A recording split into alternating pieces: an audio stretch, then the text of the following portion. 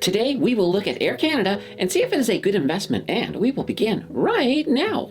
Air Canada was a blue chip company soaring to new heights, and in 2019, they had seen a return on investment of 94.6%, which is absolutely a dream for those investors lucky enough to have a piece of that pie. They were a great investment, and no one could see what was about to happen to them in 2020. They were about to become an example of how even a blue chip, too big to fail company could crash and burn. A single black swan event, also known as the pandemic, was going to decimate Air Canada and strip them of their blue chip status as well as their share price. The share price of Air Canada has dropped to levels investors have only dreamed of being able to buy. But should they? Is Air Canada on the runway to recovery? Before we book a flight, let me know in the comments if you have ever held any Air Canada stock. I have used them for a little swing trading myself. As always, I am very grateful to see you all here in the home of free financial content on YouTube. If this is your first time here,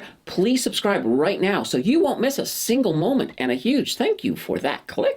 Air Canada's share price peaked at $52.71 on January 13th, 2020. And then, with whispers of a new virus and travel restrictions, the price began dropping a little until March, when it broke the sound barrier with a fall that took the price all the way down to $10.84. That price point was not here for long, as it was back up and ranged between $15 and $19 until about November of 2020. They did rebound a little from there, and the range has shifted up to between $21 and $26. That sounds better, but maybe not. They have been logging lower highs and lower lows since March of 2021. Things have not been getting better for Air Canada. With the reopening of the airlines, you would have hoped for a turnaround, but that was not on the flight plan for Air Canada. In fact, as I'm recording this video, their share price has dropped out of that range and is back down around $18. What has gone wrong here? Wasn't the removal of flight restrictions going to cause an airline boom, with everyone finally being able to fly to sunny vacation spots? Yeah, that is what many people thought. However, there were other factors ready to spoil that so-called boom. Inflation was one. In the first half of this year alone, the price of jet fuel has risen by 70%.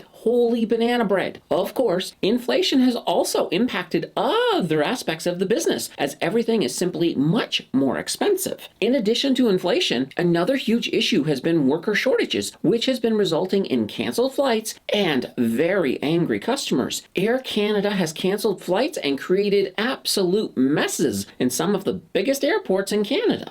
We can all read the news about Air Canada, and positive press does not seem to fly in the same orbit as our beleaguered friend. So, to sort this all out, we need to look at the numbers and see if anything is adding up to a BUY.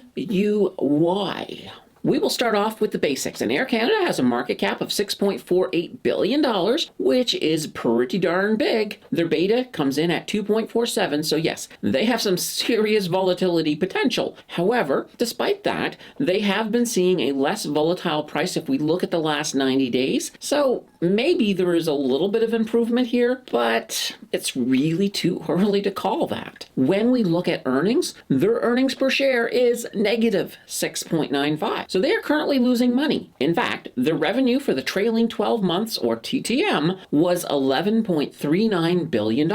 After all was said and done, and all costs were accounted for, they were left with earnings of negative $2.49 billion. Yikes! How can this be sustainable? Their price to earnings ratio comes in at negative 2.60, which is, well, that's exactly what you would expect from a company losing money. Their price to book ratio is also negative at negative 4.5, which, if there is a silver lining, can also be an indication that the company is very much undervalued.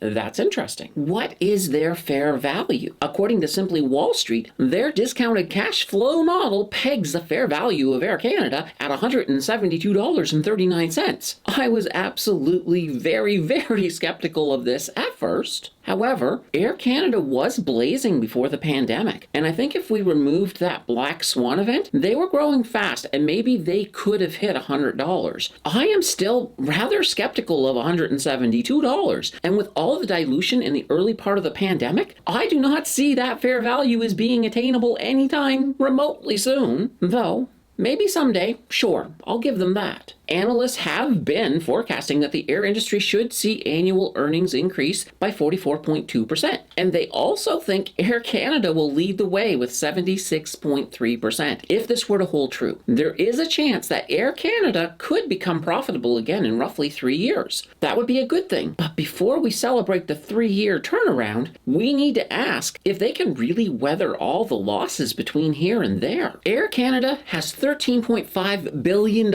in debt, and they have $15.9 billion in other liabilities and $2.5 billion in accounts payable. That adds up to $31.9 billion on the bad side of the scale. For assets, they have $12 billion of physical assets, $8.7 billion in cash and short-term investments, another $8.3 billion in their long-term investments as well as other assets, and an additional $1.1 billion in receivables plus $0.3 billion in inventory. So if we add up all of the assets, it totals $30.4 billion. Uh-oh, the wrong side of the scale seems to have a little bit more weight on it. With higher liabilities, we have a negative shareholder equity situation, and you guys know by now how much I dislike that scenario when it comes to investing in a company. There is some light at the end of the tunnel. Air Canada has enough cash and investments to maintain the status quo for more than 3 years, and if they can actually become profitable in that time, well, that would be very good for Air Canada. So what is the verdict? Is it time to buy Air Canada? I can't believe I'm going to say it is not as bad of an idea as I had thought it was going to be before diving into the numbers. Don't get me wrong. These numbers are absolutely dreadful for the most part. And if I saw them on any other company, I would be running for the hills. Short term, keep Air Canada at bay with a 99-foot pole. You are not going to get any crazy or above average returns. They may be okay for swing trading though. For long-term investors, they are